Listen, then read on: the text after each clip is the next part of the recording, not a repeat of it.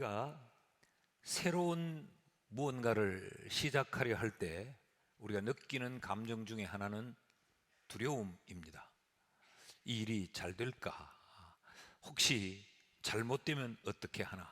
내가 새롭게 시작하려고 하는 것이 많은 물질이 투입되는 것이라면, 그래서 내가 물질에 손해를 입으면 어떻게 하나?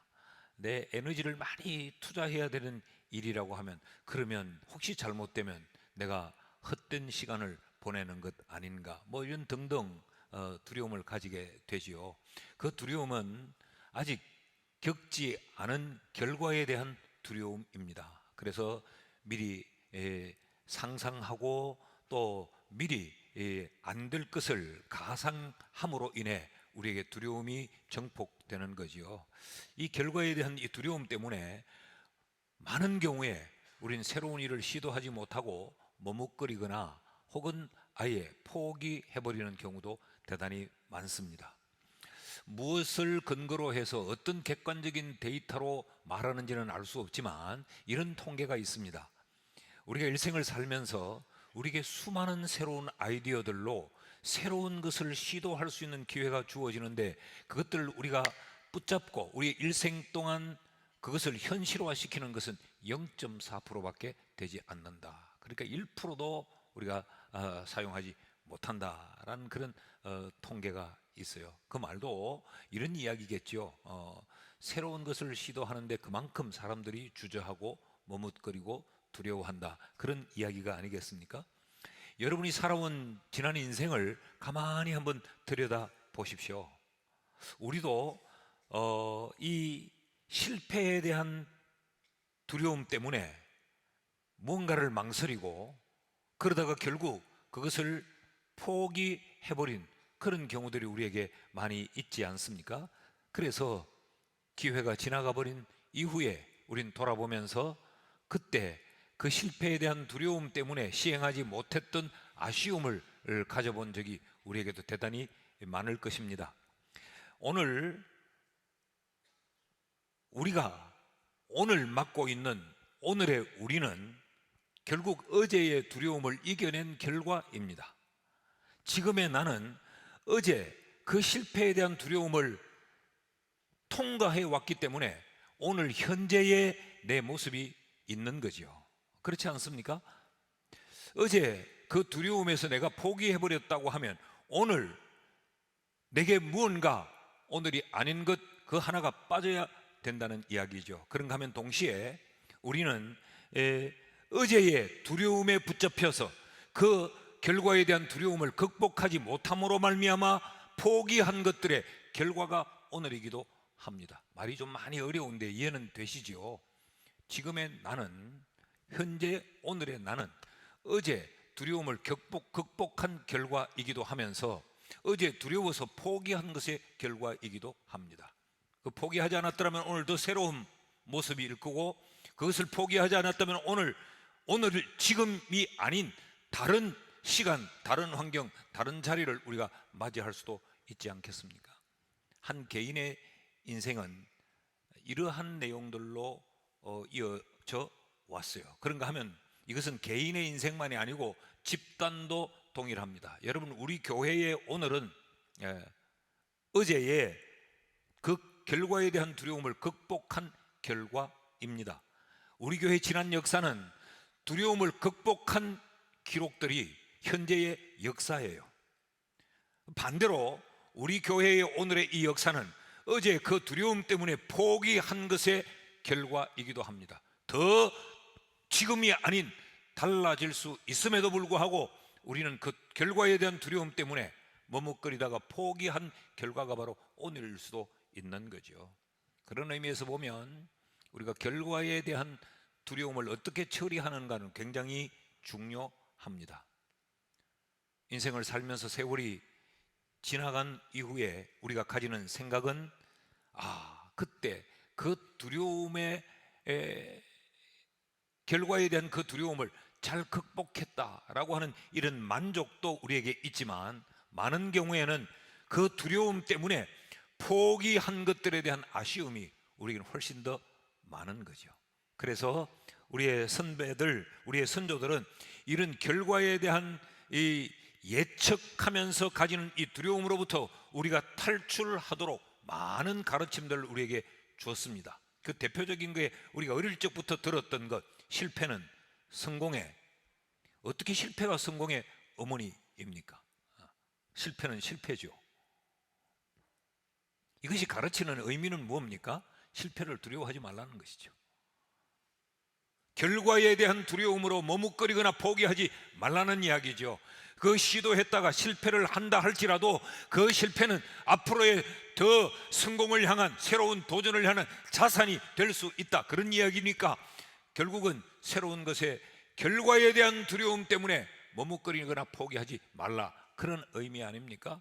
이런 말들도 있습니다. 백문이 불여일견이다. 늘 앉아서 계산 놓고 따지고 뒤집어 보고 하는 것보다 한번 현장으로 달려가는 것이 더 중요하다, 그런 이야기겠죠. 태산이 높다 하되 하늘 아래 왜 이로다.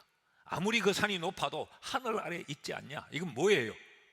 도전해라, 시도해라 라는 이야기 아니겠습니까? 이 결과에 대한 두려움 때문에 우린 참 많은 것들을 망설입니다. 새로운 어떤 사업을 시도하는 것도 망설이고, 우리의 이 헤어스타일을 바꾸는 것도 어떤 결과가 주어질까, 주일날 교회 가면 사람들이 나를 보고 뭐라고 말할까, 이런 두려움 때문에 망설여서 못 바꾸죠. 이런 것들 중에 하나는 사랑입니다. 사랑을 하는 것에 대한 두려움이 의외로 우리는 참 많습니다. 혹시 사랑이 눈물의 씨앗이 될까 봐 우리는 두려워서 사랑을 시도하지 못하죠. 그런데 이런 우리를 향해서 예수님은 사랑만큼 지고한 것이 없기 때문에 너희는 사랑을 실천하라고 말씀을 하세요. 34절 말씀을 보시면 새 계명을 너희에게 주노니 서로 사랑하라. 내가 너희를 사랑한 것 같이 너희도 서로 사랑하라 라고 말씀을 해요. 그러시면서 우리로 하여금 사랑에 대한 그 두려움을 우리가 벗어던질 수 있도록, 그 두려움으로부터 탈출할 수 있도록 우리에게 많은 가르침을 주셨습니다. 그것이 우리가 오늘 살피려고 하는 이 본문의 내용입니다. 자, 예수님께서 우리에게 가르치신 이 사랑에 대한 두려움을 버릴 수 있도록 사랑이 뭔가를 우리에게 가르치시는데, 그 첫째는 사랑은 거절될 수 있다라는 것입니다. 사랑은 배신당할 수 있습니다. 사랑은 모욕을 당할 수도 있어요. 사랑은 긁어서 부스럼을 만들 수도 있습니다. 지금 이 말씀이 어떤 흐름에서 주어지고 있는가 하면 예수님이 제자들을 발을 씻기신 그 행동 끝에 주신 말씀이에요. 예수님이 제자들의 발을 씻기운 이 예수님의 행동을 성경은 사랑이라고 규정짓고 있습니다. 34절과 35절을 연결해서 보면 새 계명을 너희에게 주노니 서로 사랑하라. 내가 너희를 사랑한 것 같이 너희도 서로 사랑하라. 예수님이 제자들의 발을 씻고 난 이후에 이 말씀을 하면서 너희도 이렇게 사랑해, 내가 너희를 이렇게 사랑했잖아 라고 말하는 걸 보면 발 씻음은 제자들을 향한 주님의 사랑인 것을 우리가 알 수 있지요. 그런데 특별히 그 제자들을 향한 예수님의 이 사랑 가운데 가롯 유다를 향한 사랑은 아주 지극하고 특별했습니다. 우리가 이미 이 말씀을 살펴서 아는 대로 가롯 유다는 어떤 인물입니까? 예수님을 팔아넘긴 제자 아닙니까? 2절 말씀을 보십시오. 마귀가 벌써 시몬의 아들 가롯 유다의 마음에 예수를 팔려는 생각을 넣었더라. 그러니까 이 가롯 유다는 이미 예수를 팔 생각을 하고 예수를 어떻게 넘겨줄까 모든 시나리오를 다 구성하고, 그리고 그 예수를 넘겨주는 대가를 이미 받아 금어쥐고 예수님과 더불어 마지막 만찬의 자리에 함께하고 있습니다. 그럼에도 불구하고 예수님은 그를 향해서 4번이나 그의 마음을 돌이키려고 주님은 사랑의 메시지를 보냅니다. 10절에서 11절에 21절에 26절에 27절에 반복적으로 주님이 말씀을 하세요. 내 마음이 참 괴로운데 오늘 너희 중에 나를 팔 자가 여기 있어. 이건 주님이 우회적으로 그의 양심을 두들기는 거지요. 돌아오라고. 그 잘못된 생각을 바꾸라고, 나는 너를 그렇게 잃고 싶지 않다고. 그런데 유다는 아무런 반응을 보이지 않습니다. 제자들이 잠시 소란해졌습니다. 누구냐? 그럴 때 주님이 이렇게 말씀을 하시죠. 내가 떡 한 조각을 건네주는 그 손이 나를 팔아넘길 손이라고 주님이 말씀을 하세요.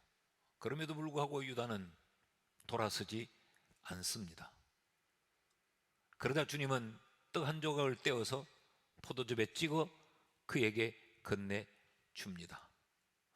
그 떡 한 조각을 받아든 그 순간에도 유다는 돌이키지 않습니다. 어떤 반응을 보입니까? 30절 말씀을 보면 유다가 그 조각을 받고 곧 나가니 밤이 이르라. 주님이 그를 향해 쏟아붓고 있는 그 사랑의 현장을 벗어나 버린 겁니다. 다시 말하면 예수의 사랑을 거절해버린 것이죠. 그렇게 사랑한 예수의 사랑을 그는 끝까지 배신으로 일관한 것입니다. 이것이 사랑이라는 겁니다.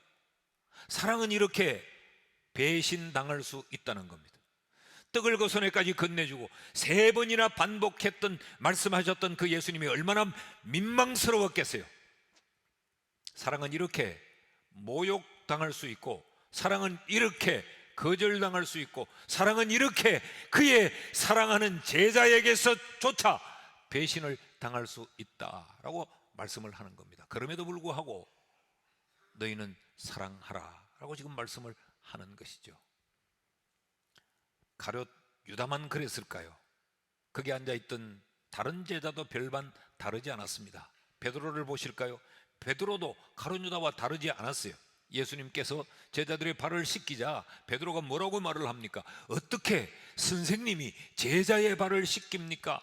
라고 말해요. 6절 말씀을 보십시오. 시몬 베드로에게 이르시니 베드로가 이르되 주여, 주께서 내 발을 어떻게 씻기십니까? 선생님이 어떻게 제자의 발을 씻기십니까?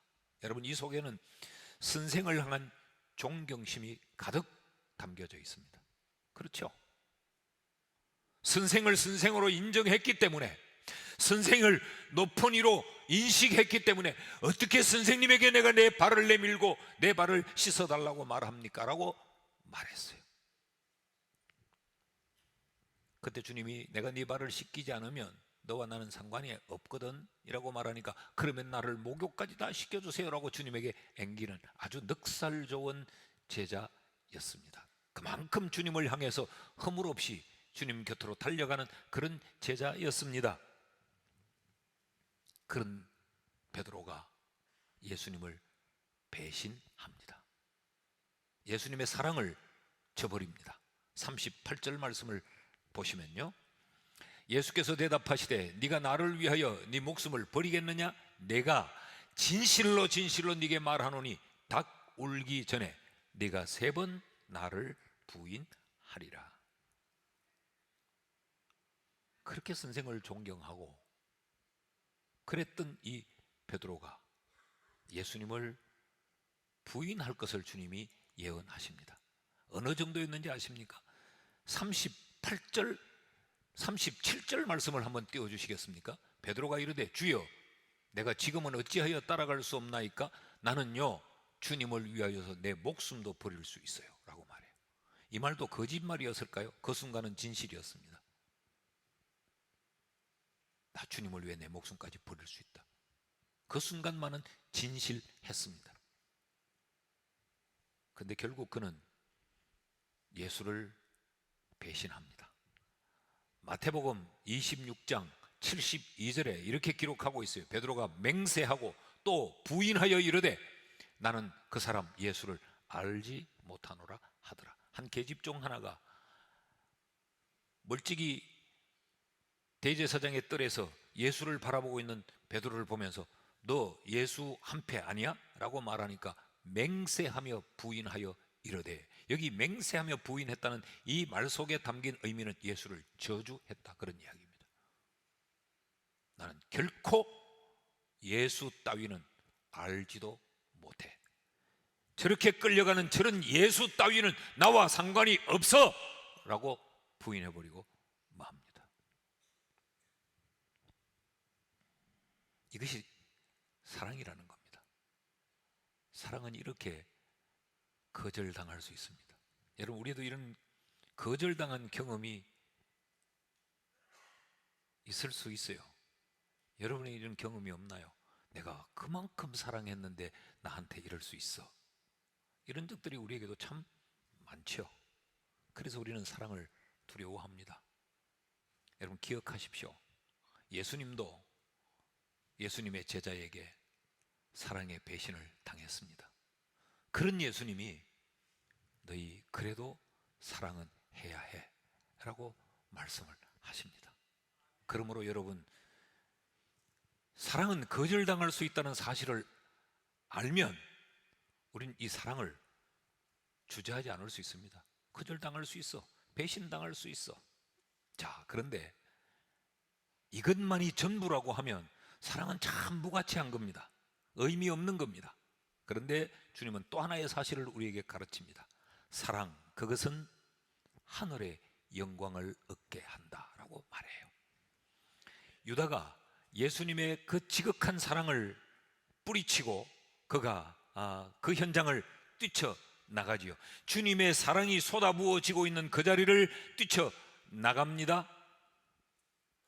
그러자 예수님은 입을 열어 31절의 말씀을 하세요. 31절과 32절을 보면 그가 나간 후라는 말은 주님의 사랑이 거절된 후, 유다가 주님의 사랑에 배신을 때린 그 순간 예수께서 이르시되 지금, 이 지금은 뭐예요?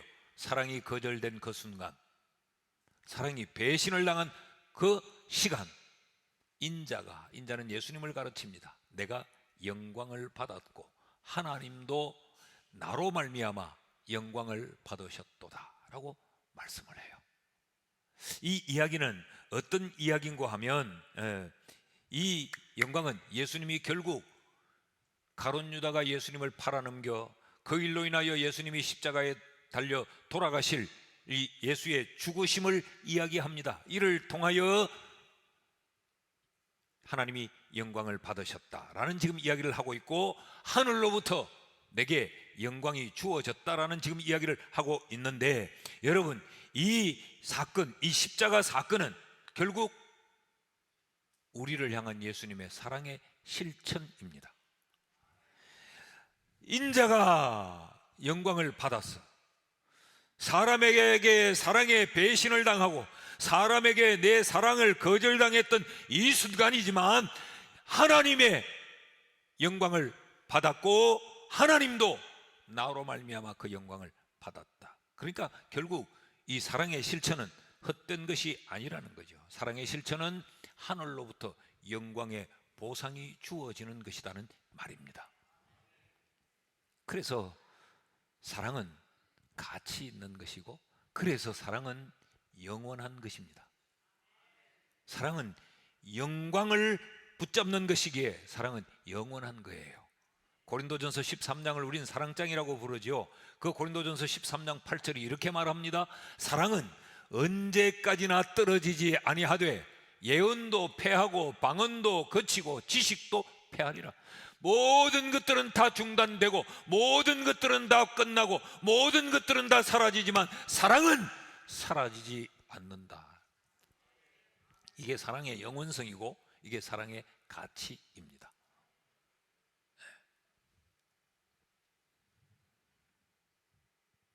그렇기 때문에 사람에 의해서 사랑이 거절당하고 사람에 의해서 그 사랑이 배반당할지라도 그것으로 끝이 아니라는 거예요. 이 사랑은 하늘로부터 반드시 영광스러운 보상을 불러온다는 것입니다. 여러분, 그러므로 성숙한 신앙인은 영원한 사랑을 붙잡고 삽니다. 폐하여 없어질, 잠깐 있다 사라질 유한한 것들을 붙잡고 사는 것이 아니고, 성숙한 그리스도인은 영원히 패하지 않는 사랑을 붙잡고 사랑에 기대어 사랑을 실천하면서 사는 거예요. 여러분은 어떠신가요? 우리는 사랑 따윈 굉장히 가볍게 치부하잖아요. 고린도전서 13장 11절에서 13절까지를 제가 연결해서 한번 읽어볼게요. 지금 앞부분에는 뭘 했냐면 사랑은 오래 참고, 사랑은 뭐 온유하며, 사랑의 특성들을 쫙 이야기하면서 우리에게 이런 것이 사랑이다, 이 사랑을 실천하라고 쭉 가르쳐 오다가 11절에서부터 이렇게 말씀하세요. 내가 어렸을 때에는 말하는 것이 어린아이와 같고, 깨닫는 것이 어린아이와 같고, 생각하는 것이 어린아이와 같다가 장성한 사람이 되어서는 어린아이의 일을 버렸노라. 우리가 지금은 거울로 보는 것 같이 희미하나 그때에는 얼굴과 얼굴을 대하여 볼 것이요, 지금은 내가 부분적으로 알지만 그때에는 주께서 나를 아신 것 같이 내가 온전히 알게 될 것이야. 그런즉 믿음, 소망, 사랑, 이 세 가지는 항상 있을 것인데 그 중에 제일은 사랑이라. 사랑의 영원성을 말합니다. 그렇다면 여기 내가 어렸을 때는, 어림은 뭐예요? 사랑을 실천하지 않는 겁니다. 사랑을 모르는 것입니다. 내가 장성한 후에는 이건 뭐예요? 이제는 사랑을 아는 겁니다. 이제는 사랑을 붙잡는 겁니다. 이제는 사랑을 실천하는 겁니다. 난 이런 의미에서 오늘 3부 예배를 드리는 우리 성도들 모두가 다 사랑을 실천하는 사랑의 실천자들이 될 수 있기를 축복합니다. 사랑하는 여러분, 배신당할까봐, 긁어서 부스럼을 만들까봐, 괜히 오해받을까봐, 모욕을 당할까봐, 너무 오버하는 거 아니야? 너무 지나친 것 아니야? 때문에 주저하지 말고 여러분, 사랑을 실천하는 사랑의 사람이 될 수 있기를 축복합니다. 이런 제품의 선전 문구를 보셨죠? Just do it. 망설이지 말고 지금 행해라. 사랑은 반드시 하늘의 영광으로 꽃을 피우게 되어 있습니다. 한번 받아 하실까요? 사랑은 영광으로 꽃 피운다. 사랑은 반드시 영광으로 우리에게 꽃으로 피어지게 되어 있습니다. 그러므로 여러분, 사랑을 실천하는 자 되기를 주의 이름으로 축원합니다. 셋째로, 사랑은 이렇게 영광을 얻는 것일 뿐만 아니라 이 사랑은 오해도 받을 수 있겠지만 사랑은 반드시 성도가 실천해야 되는 성도의 사명입니다. 34절 35절 말씀을 보면 예수님께서 이렇게 말씀을 하세요. 새 계명을 너희에게 주노니 서로 사랑해라. 내가 너희를 사랑한 것 같이 너희도 서로 사랑하라. 너희가 서로 사랑하면 이로써 모든 사람이 너희가 내 제자인 줄 알리라. 사랑을 주님은 새로운 계명으로 제자들에게 말씀하고 계세요. 이게 어떻게 새 계명이 될 수 있나? 이미 예수님은 사랑을 많이 말씀하셨고, 아니 구약에서부터 성경은 사랑을 가르치고 강조해 왔어요. 그런데 지금 와서 이게 새 계명이라고 말씀하는 이 의미가 도대체 뭔가? 지금까지 없었던 계명이기 때문에 새 계명이라고 말하는 것이 아닙니다. 이것은 지금까지 너희가 인식하고 지금까지 너희가 알고 있었던 그 사랑에 대하여서 새로운 인식을 가지고 지금으로부터 사랑하기 새로운 출발을 해라 라고 하는 사랑에 대한 새로운 인식의 출발점이라는 의미예요. 그래서 새 계명이라고 지금 말씀을 붙이고 있는 겁니다. 지금까지 너희들이 사랑에 대해서 어떻게 알고 있었니? 너희는 사랑을 어떻게 대했니? 그래서 사랑을 너희는 어떻게 취급했니? 지금부터 사랑에 대하여 새롭게 인식하는 이 출발이 되어야 된다. 그런 의미에서 새 계명이라고 지금 주님이 말씀하고 있는 겁니다. 어떤 새로운 인식이 필요한가? 이 새 계명이라고 말씀하시는 그 속에 그 첫째는요, 사랑이 계명이라는 겁니다. 계명은 어기면 불법입니다. 사랑의 계명이라는 말은 싫어도 해야 된다는 말이에요. 싫어도 해야 된다. 우린 지금까지 싫은데 어떻게 해? 우린 사랑은 감정이라고 생각했어요. 사랑은 기분이라고 생각했어요. 사랑은 특별한 어떤 호의라고만 생각했어요. 그런데 예수님은 새 계명으로 인식하라고 하면서 사랑은 계명이다. 싫어도 행해야 하는 것이 계명입니다.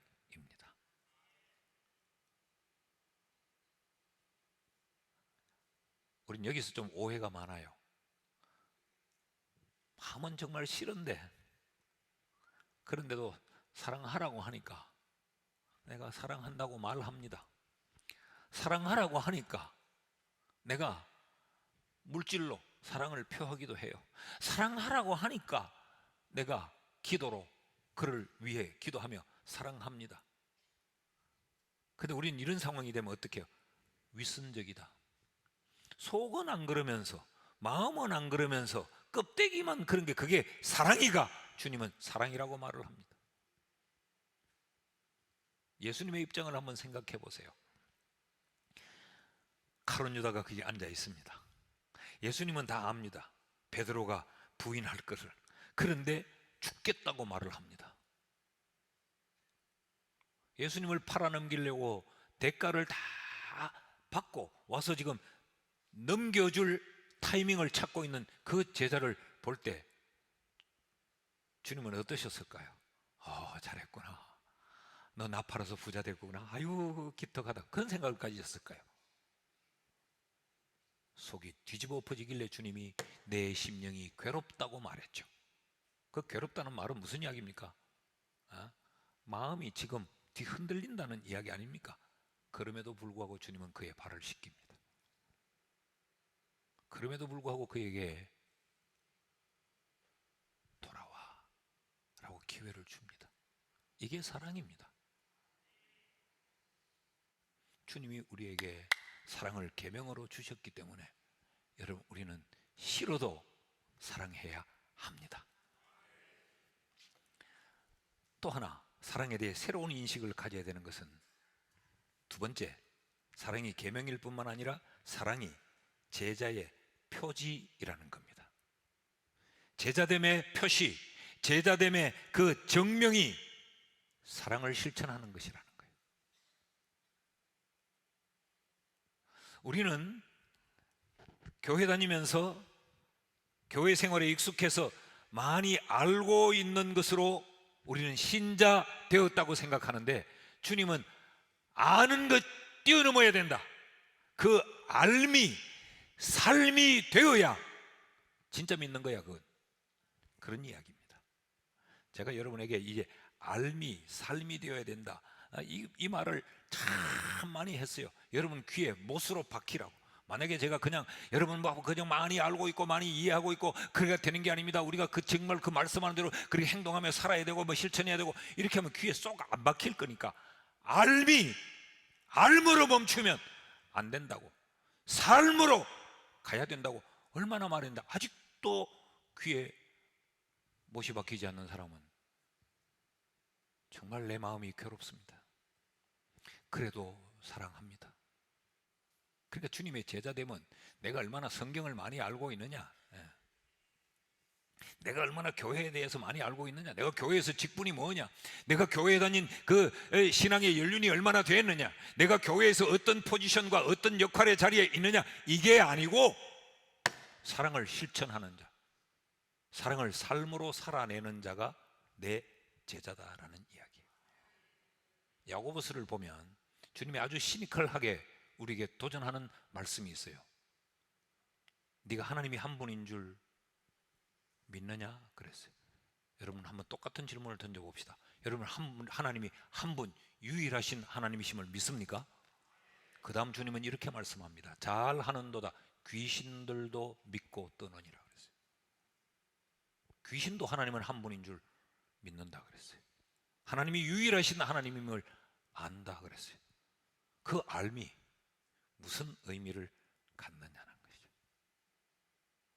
삶이 없는 알은 무익합니다. 삶이 없는 알은 자기를 착각 속에 머물게 합니다. 그 알므로 자기는 마치 살고 있는 듯한 착각을 가지고 있어요. 나 아는데 나 아는데, 나 아는데. 그거 다 아는데. 그래서 행함이 없는 믿음은, 삶이 없는 알면 죽은 것이다 그랬어요. 삶이 없는 알면 생명력이 없습니다. 자기 혼자 아는 것으로 착각하고 거들먹거리고, 그리고 오히려 그 알므로 다른 일을 판단하고 비판하고 공격할 뿐 아무런 유익이 없는 거죠. 사랑은 우리가 살아내야 될 삶이지, 우리의 머릿속에 이해하고 있을 알면 아닙니다.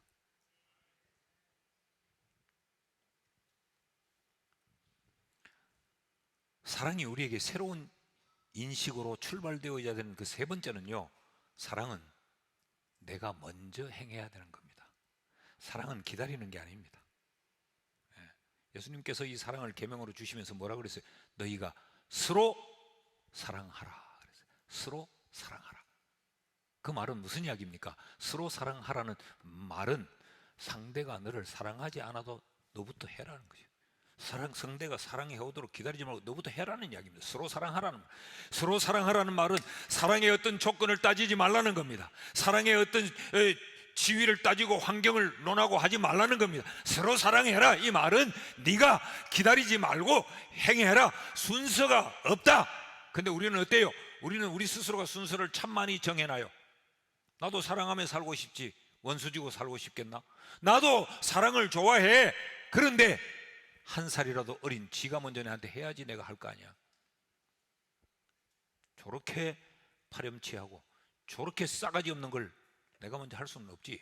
지가 깨닫고 뉘우치고 무릎을 꿇고 들어와야 나는 언제든지 할 준비가 되어 있어. 사랑은 준비하는 게 아닙니다. 사랑은 행동하는 것입니다. Love in action. 사랑은 행동으로, 이론이 아니라. 사랑은 순서가 없어요. 사랑은 기다리는 게 아닙니다. 내가 먼저 하는 겁니다. 따라합시다. 사랑은 묻지도 따지지도 않는 것이다. 사랑은 묻지도 따지지도 않는 겁니다. 벌써 묻고 따지고 조건과 환경을 합을 맞추면 그건 거래이지 사랑은 아니에요. 그건 거래요. 그건 장사요.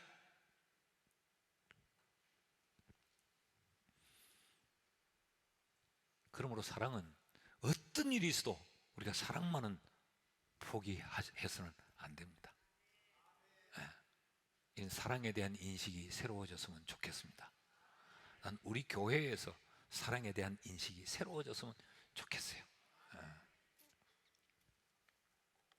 자, 가룟 유다 보십시오. 사랑을 포기한 가룟 유다. 그는 사랑을 포기하고, 예수의 사랑을 포기하고, 그는 그의 육체의 욕망을 선택했죠. 그래서 그는 은 30에 예수를 팔아넘기고 끝까지 예수님이 그의 마음을 돌이키려 하지만 그는 끝까지 거부했죠. 그러면 은 30은 금어 지었을까요?